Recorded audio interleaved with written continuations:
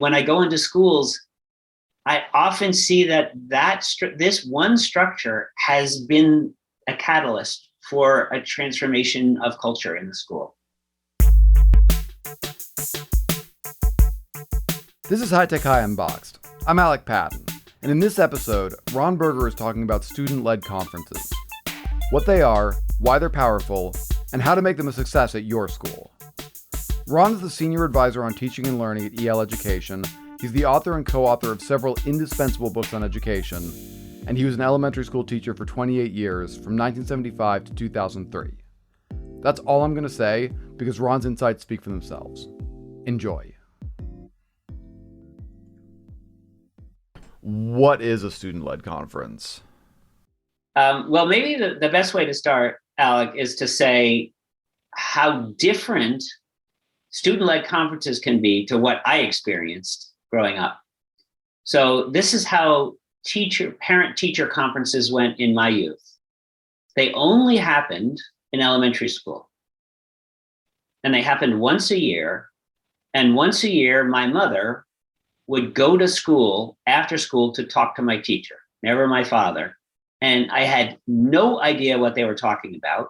And the only possible outcomes was either I was in trouble or I was okay.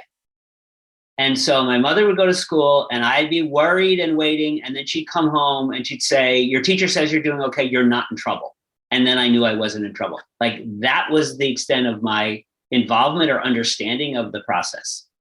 In contrast, in the schools that I'm privileged to go visit, every single student multiple times per year presents his or her or their work to their families and reflects on, these are the things I'm strong in. These are the things I'm struggling with. These are the goals I set. This is how close I got. This is what I'm proud of. This is what I'm excited about. Here are my next steps. Here's how you could help me better. Here's where I need help more. It's an incredible, powerful, and reflective process. Kindergartners do it. 10th graders do it. 12th graders do it. Like, this is what's so amazing. It keeps a connection between school and home all the way through 12th grade in the schools that I visit. It's incredibly powerful. Many of our leaders, of all the strategies that EL Education and High Tech High and other traditions like yours, of all the structures that we've offered, many of our principals would say student-led conferences was the biggest lever and the biggest engine for improving our school and creating an understanding of our work in our community. Why is that? Student-led conferences become an engine for so many changes. So from a parent and community and school relationship context, when you have a student-led conference, parents are much more motivated to come to school because they feel like their child prepared. They want to be proud of their student. They want to be there for their student. They want to hear their student present. Now, that may be their parent, it may be their grandparent, it may be their guardian, it may be the older sister who takes care of them after school, whoever that family member is. I'm using family in a broad sense. Could be a foster family. But whoever is taking care of that child, often at home, the motivation is very different when that child has prepared to present to them. And so many of our schools are getting 100% attendance from parents. And we can nag them because we can say, Alec, you got to get to school because your daughter is presenting. Like, it's a different kind of message. In traditional parent conferences, some parents are reticent to come to school. They may have been intimidated in school themselves. They may have not done well in school themselves. They may feel school is a little scary. They may feel like, I'm undocumented. I don't even know if I should be in the school. Or I don't have good clothes to go to school, or school has always been hard for me, or my English is not so good. Or for so many reasons, coming to school can be intimidating. And if they think their child is struggling, they think, I don't want to go there because I don't want to hear the bad news. So attendance and connection between home and school is so much stronger when students are presenting their own. Parents are motivated to come and they're empowered when they get there, because their student can say, this is what I'm doing well and this is what I'm proud of. Here are the things I need to get support in. And parents can leave that and think, my own child has just said to me, I need support in this, I need support in that. Even if they can't provide that support, they now understand what their kid needs help with. So it builds a bond between community and family and school that is really different than existed in my day, for example. Another reason it's powerful is that it's an engine for the change of teaching practice. Because when your students are being obedient and just doing what you tell them as a teacher, that doesn't mean they understand why they're doing the work, what they're working on, what their goals are, what they're working toward. In order for your students to say, here are my targets in mathematics, here are my targets in character, here's evidence that I reached them, you have to prepare your students to be metacognitive and reflective learners. Your students have to understand where they're trying to get to and what evidence they could have that they got there. So you can't have student-led conferences as a teacher without being pushed in your own practice to have your students be more empowered, more leaders of their own learning, more metacognitive, more reflective, more proud of their work. So you start changing your teaching practice to empower your kids more. Otherwise, they're not going to be able to speak reflectively and thoughtfully about what they do. So it's an engine for community school relationship change, and it's an engine for improvement of teacher practice. Is it an engine for equity? Absolutely an engine for equity. Because if a student is empowered to be able to share what she's proud of, she can bring in more of her life, more of the things that make her identity and who she is, than if the teacher is commenting on it. So one of the challenges in equity is that we can stereotype as educators who our kids are and what their potential is. And we have been, without even knowing it, we have picked up stereotypes from our society about this kid is homeless, this kid's racial background, language background, economic background, physical attributes. Like we could expect less of them.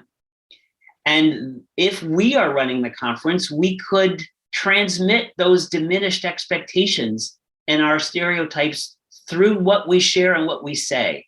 If a student herself is sharing, she can say, here are the things I'm working on. Here's what I'm proud of. Like she has this empowerment to share who she really is. And that might include the fact that she's multilingual. It might include the fact that she takes care of her younger siblings at home. It might include the fact that she's proud of her cultural heritage, or that she's overcome physical challenges or cognitive challenges. Like it empowers in an equitable way kids to be able to speak about the things they can do well, like their true potential. Thank you so much for that. This is like, you're not a historian, but as far as you know, where do student-led conferences come from? Well, I'm not an educational historian, but I can tell you I'm old, so I can bring that to it at least, right? I've been in education 46 years, so at least I have some past of this. As far as I can remember, this whole movement started with Ted Sizer and Debbie Meyer, who in the late 70s, early 80s, piloted this idea of what they called student exhibitions of learning. At High Tech High, they called them presentations of learning. At EL, we call them passages in learning. But whatever it is, it's students bringing their work and sharing not only the work they did, but the process of creating that work and what they learned from that process, what they were working on, what they struggled with, what they succeeded with, what their goals are. And Debbie Meyer started that at Central Park East High School. And it was actually an incredibly exhaustive process. It was like 18 hours of presentations in order for kids to graduate. She took Ted Sizer's idea and made it real at Central Park East High School. I actually went down and observed that process. Very exciting. I and many people learned from that. So in the early 80s, I instituted that at my elementary school, my rural elementary school where I taught for 25 years. And so every graduating student from my elementary school, sixth grader, had to present formally to the community a portfolio of his or her work to the community. What's so powerful about that, Alec, is that I was at that school for 25 years. I left that school in 2003. There's been 6 or 7 principals since then. And those presentations of learning are still going on. Since the early 80s, for 40 years, they've been going on because the community loves them. The community loves coming in and seeing the children of their community present themselves. It's a powerful structure. The pivot point was realizing those exhibitions or presentations of learning, as they were originally conceived, happen at rites of passage, at transition points between elementary and middle, between middle and high school, at the end of high school. And the power of that really needs to be every year. Why are we not empowering kids to do that every year? And then why are we not empowering kids to do that more than every year? Like many of the schools that I work with do it twice a year or even 3 times a year. And so it expanded from presentations of learning to student-led conferences in the 80s. And a lot of schools started adopting that. That has even been expanded to many of our schools have student-led IEP meetings, right? So students that are on special education plans lead parts of their IEP meetings. And I know a lot of people will think, you can't do that. Like we're talking about a student with challenges, with disabilities, however they're going to frame it, they need to be out of the room when that conversation happens. And what we have found is they don't need to be out of the room for that whole meeting. There may be parts of the meeting where it's important to talk about family issues or medical issues where the student should be out of the room. But for much of that meeting, the student can own and lead her own learning and present, here are the goals I had, here's the progress I've made, here's what I'm proud of in my work. And so student-led conferences and student-led IEP meetings can be a really powerful force. So I think it's an extension of that great Ted Sizer idea of graduation through portfolio exhibition. Could you talk me through how a student-led conference would happen in an elementary classroom, just beginning to end? I can tell you sort of what I've seen happen, and I've been privileged to go into lots of schools and watch kids present to their parents. And I would say the presentations range from about 15 minutes to about 45 minutes. And average is about 20 minutes, maybe 30 minutes for those presentations. Typically, the teacher is there, or if it's a secondary school, their advisory leader or crew leader is there present. Because in secondary school, you have all those teachers, which one gets picked? The best choice often is their academic advisor, or we would call crew leader in EL, is present.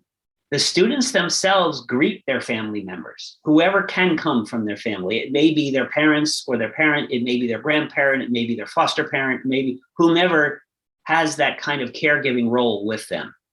The students greet them and set out the rules and outline of what will happen in the conference. Like they actually run the event.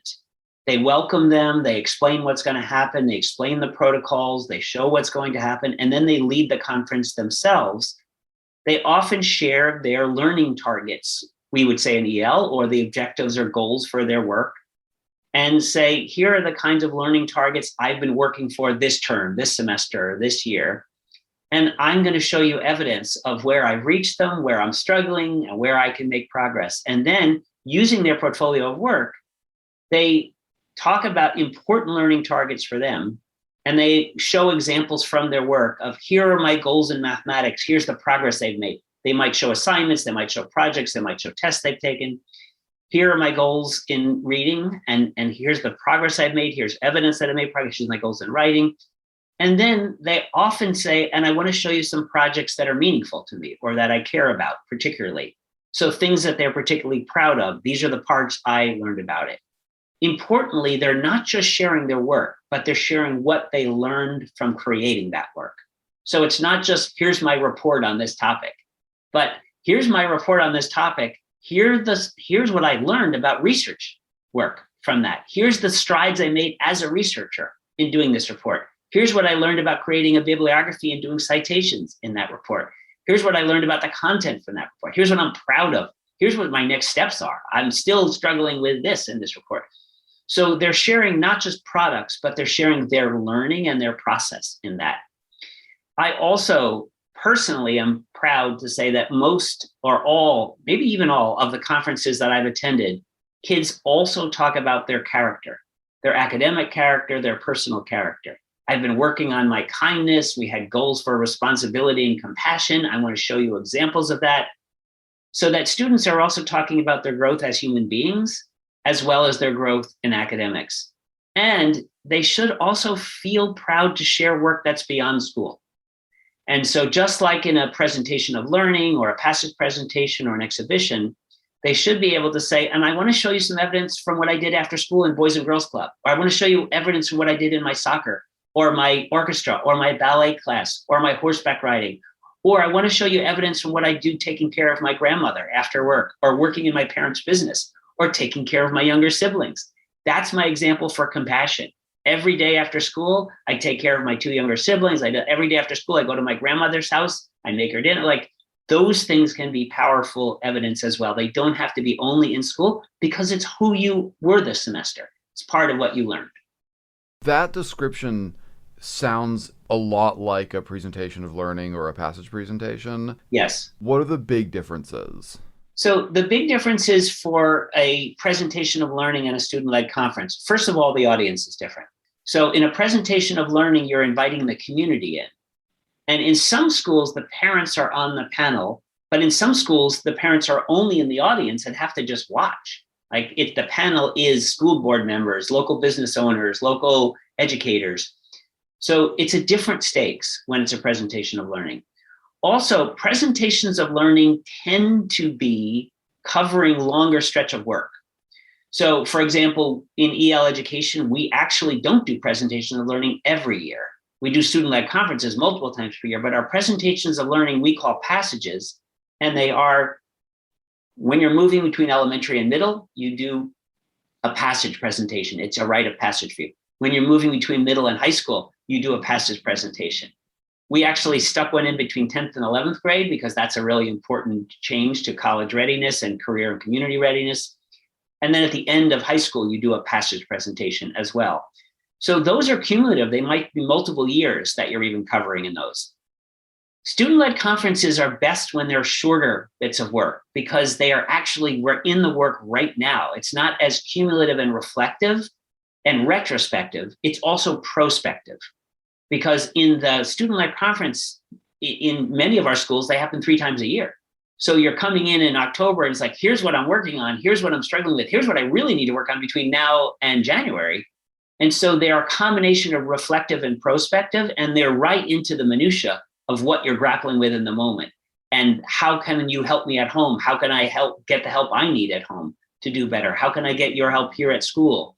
So I think of them as very similar, but I think of presentations of learning as longer periods, more aggregate and more retrospective for a different audience. This is just you and your family and your teacher in there digging into the work you're grappling with right now. And how many times a year do you do student-led conferences? Most of our schools that I work with, Alec, do it twice a year. Some of them do it 3 times a year, and a few of them do it once a year. As your ideal, just from everything that you've seen, what are the times of year that you recommend? I feel like there's not a right or wrong to this question. There's not one way that always works, nor do I feel like it has to be 3 times a year or it has to be twice a year. I think the schools that do it once a year still get great benefit from it. The schools that do it twice a year get great benefit. Like, you can get benefit no matter how often you're doing it. I do feel that it can be helpful to have conferences before the culmination of a term, because it gives you a chance to work on what you could do for the rest of that term. And the other big question is, most schools still have to do a formal report card, right? A progress report form. Mm-hmm. If that progress report form is given out at the conference or right before the conference, I think it's less than helpful. It's not optimal, because the conference itself can become a justifying what's on the form. Why did my kid get an 80? Why did my kid get an A? Why did my kid get a 4 instead of a 3? That's not what we want the conversation to be about. We want it to be about the actual learning and the evidence of it. So in some ways, I think it's helpful to have those conversations before any kind of summative report has come out. Also, if it's halfway or 2/3 of the way through the trimester or quarter, you have the opportunity to say, here are the things I'm struggling with, but before the semester ends, I could get better at these things. Like, you can work on them. Yeah. And how do you support a young kid to succeed? We have 2 videos that I love. Actually, all of our videos, Alec, are open resources. So if any of your listeners want them, you can just get them for free. We have 2 videos of kindergarten-led family conferences that are totally different structures. The first is a single student named Trinity, who is leading a presentation for her mom and dad. And in that video, you see her teacher explain that they actually practiced how to lead a conference and did a fishbowl with all the kids, watching kids practice leading a conference for their parents, just like they're getting ready for a play. Like kids learn to speak about their work, learn to use metacognitive phrases. They got sentence starters of how do you speak about your work. They practiced sentence starters. They learned how to speak about what they learned from their work. So there was a lot of preparation about how do you present yourself in that, and a lot of practice about it. And they built a structure and a ritual of how to do it. And so in that conference, you can see Trinity run the conference, but you can also see her talk about how she learned how to do her own conference. We have a different student-led conference video that was shot just north of High Tech High in Escondido, California, at Conway Elementary, where the structure is different. In this structure, all the parents came in on the same day at the same time. And they each met with their child at the same time, and the child presented to them and brought them around the room to different stations and showed them about their work. And the teacher floated around checking in on the presentations. So once again, they rehearsed it, but it was a group event, like an exhibition versus an individual event, and much easier to schedule because they scheduled it all in one moment. Both of those videos, when I watch them, are powerful for me. Like both of them look like structures that are very effective and strong for different reasons. And I think both could work. And when you talk through the structure of the student-led conference, you talked mostly about the presentation of the kids and what they're talking through. How do you incorporate questions from the family and the teachers? I think the very first year that a school adopts student-led conferences, everyone is a little overwhelmed and freaked out and unsure of how to do it. And parents are included in that. They're not sure what their role is. Teachers are not quite sure. That changes a lot after it becomes a standard part of the way the school works. And after a few years of doing this, parents are used to coming in for student-led conferences. It's no longer tricky for them at all. They get used to pushing, asking questions, drawing out their student, drawing out the teacher. It becomes a dialogue. It's important, though, that the adults don't dominate the dialogue. So if you as a second grader, Alec, bring your work and you start talking about it, and then your teacher and your parent figure starts arguing about it and getting off on a thing, you get out of the loop. That's not the way it should be. However, I think with practice, people get very used to being in dialogue with a student leading that dialogue. And it starts to feel natural once it becomes a tradition at the school. At first, I think it takes a little guidance. Just like with presentations of learning or passage presentations, it helps to have a little parent handbook or guide sheet. So when parents come in, the first time they've done it, you give them a little overview that gives you this is the flow, these are the parts of it, this is your role, here are the kinds of questions you could ask, please wait for your child. So having written guidance when it first starts or for new parents to the school, I think is very helpful. Those things are less necessary once it becomes a tradition. Do you have a favorite question to ask kids in student-led conferences? I actually, when I go into a classroom and I have the privilege of sitting in and getting time to spend, I'm very interested in the work that kids did that they're proud of and why they're proud of it. And quite often the first thing they will share is something that they got an external good grade on or a good mark on. And then I push them beyond that to saying, but what's something you created that was better than you thought it would be? Or that, like, I keep digging in that way. And quite often kids will then pivot to, oh, okay, we're not just talking about external acknowledgement, right? We're talking about I'm really excited about this. And then the real passion comes out. And that's a beautiful thing for me to see kids that even if they've done something small, they're really proud of it. That's something I can build on with them. In a student-led conference, I don't come in with a particular question because every conference I'm intrigued by different things. So I often channel my good colleague, he's a colleague and mentor, Steve Seidel at Harvard Graduate School of Education, whom I co-taught with for 5 years. When I go out to lunch with Steve, he always says, what are you working on right now? Not like what products are you creating, but what are you grappling with? What are you learning? What's your learning edge right now? What are you getting good at? What are you struggling with? Like, what are you working on in your professional life? What are you working to get better at? And that's something that intrigues me about student work. When you see a student who's writing a story or creating a report, they're not just doing it, they're working on something in particular. Are they working on dialogue? Are they working on tension? Are they working on a powerful ending? Are they working on a hook to open it? Are they working on creating a character that's memorable? Like, where's their growth edge on this piece? Are they working on a different kind of research? Like, what is their growth part of this? What is the thing that this work represents as a step forward for them? So that's often what I'll ask when a kid shares a piece of work is, what are the parts of it that you are really grappling with when you created this? Thank you so much. Is there anything else that we haven't talked about that you think is important to mention? Well, I would want to acknowledge that for a school to switch to student-led conferences is disruptive and hard for the first year. It's not what parents are used to. It's not what teachers are used to. And I just want to say, I want to acknowledge it's hard. It's hard for teachers and for parents and for kids. And it takes preparation. It takes rehearsal. It takes getting kids ready. That doesn't stay for every year. After a year or two, it really flows. But in the beginning, it's a hard transition. I think it's worth it. And I would encourage schools that want to try it to be patient with themselves and realize the first time you do it, you might find kids are not as prepared as you wish, not as articulate as you wish, not as metacognitive as you wish. Parents are interruptive, or they're confused, or they're not getting what they need. Those kinds of things you can adjust as you learn. I would also say that parents often come into this with some real fears. Like, what if I need to talk about something that my kid can't hear? Like, what if my husband and I are getting a divorce and I need to share that news with you, but I need to share it in a way that Alec's not in the room.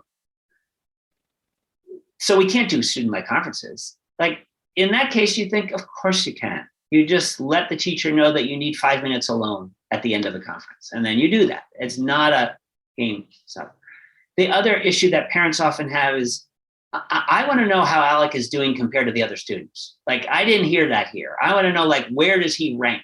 Because that's really important to me.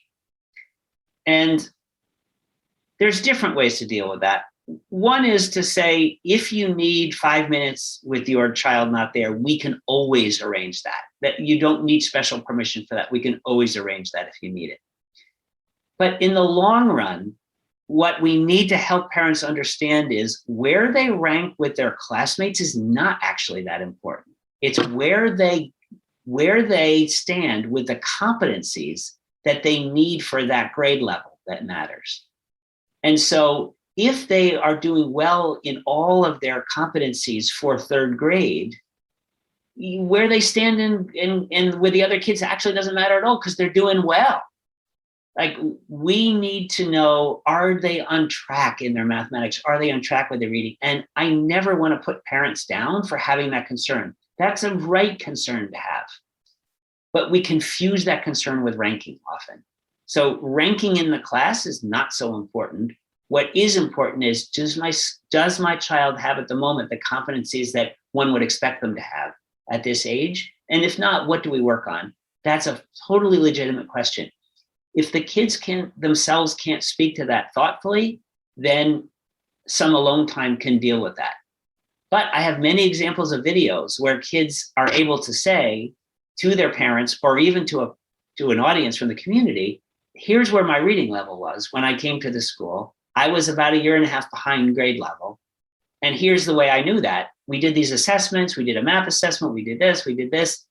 Here's the progress I've made. I'm now slightly ahead of grade level. It took me some work, but here's how I got there.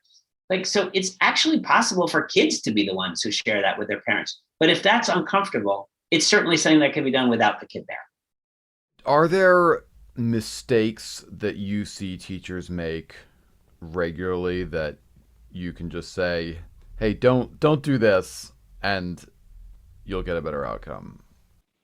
You could say they're mistakes, but I think of them as best intent, but inexperience with the structure. The main inexperience with the structure and how it plays out is not enough preparation, is assuming that it will go well without a lot of prep and rehearsal and thinking.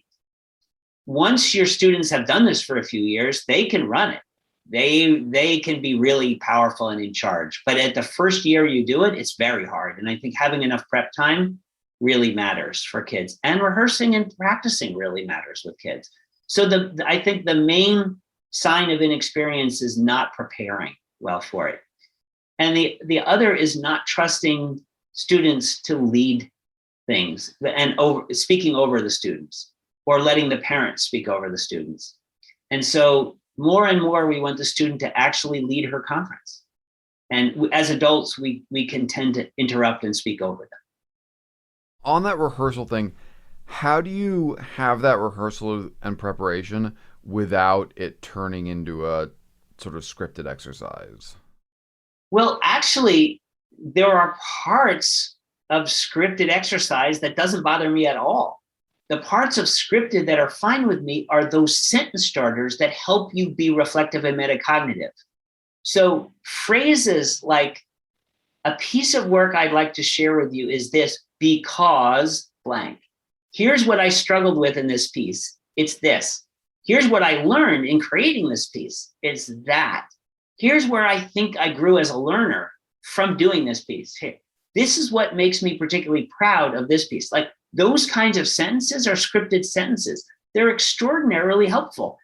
And they don't create a script for everything the child says. They create the entry point to have them talk about something important to them. So I think it's fine to script student-led conferences in the entries to discussing the work. So a sentence like, one thing I struggled with this year is blank. One thing I'm particularly proud of is blank. What made this piece important to me is this, like, the growth I made here, you can see evidence of here. Like, those kind of scripted sentences are great for kids because their default is to tell you what you're looking at. This is a report I made on Alec Patton. He is the editor of Unboxed. Here's the picture I took of him. I interviewed him. Here's what I did. Like, we can see that looking at the work. What we want to know was, what was hard for you about this? What did you learn in doing it? Did you have interview skills? Did you have photography skills? Did you have writing skills? Like, did you transcribe it? Like, what you learn from it is the important thing. It's not natural for kids to go there. It's natural for them to tell you what you're looking at. And so the scripted sentences can lead you into the metacognitive explanation of them. That's a great point. Thank you so much. All right, this has been tremendously helpful. Thank you so much, Ron, for taking the time. I'm really excited to share this with everybody. Well, I so much appreciate just having a chance to share and talk with you about it, because it really is one of those structures that I think can be transformational. When I go into schools, I often see that this one structure has been a catalyst for a transformation of culture. And that's why it happens, as you said, in the middle everything of the term. becomes more student-led, deeper, more thoughtful. Thank you so much, Ron. Because this structure becomes a provocation for everyone thinking. Yeah. How much do our students actually understand what they're learning? How much do they understand the goals they're learning? How clearly can they articulate what they're working on? Can they tell us what they need? Those things get provoked by this structure. Yeah. Thinking of it as an assessment, not assessment in the kind of grades way, but assessment in the collecting evidence and understanding way, the frequency of it is really important compared to a passage presentation or a POL. That you're getting that regular touch is really powerful. Exactly. Yes. And it's formative as much as summative. That's an important thing. It shouldn't feel just summative. Well, and that's why it happens, as you said, in the middle of the term like that. Yeah. Great. Thank you so much, Ron. And thanks for doing a piece on this. I think it's a great topic. High Tech High Unboxed is hosted and produced by me, Alec Patton. Our theme music is by Brother Herschel. Huge thanks to Ron Berger for taking the time to talk to us. You can find links to the kindergarten student-led conference videos that Ron mentioned in the show notes, along with some other resources. Thanks for listening.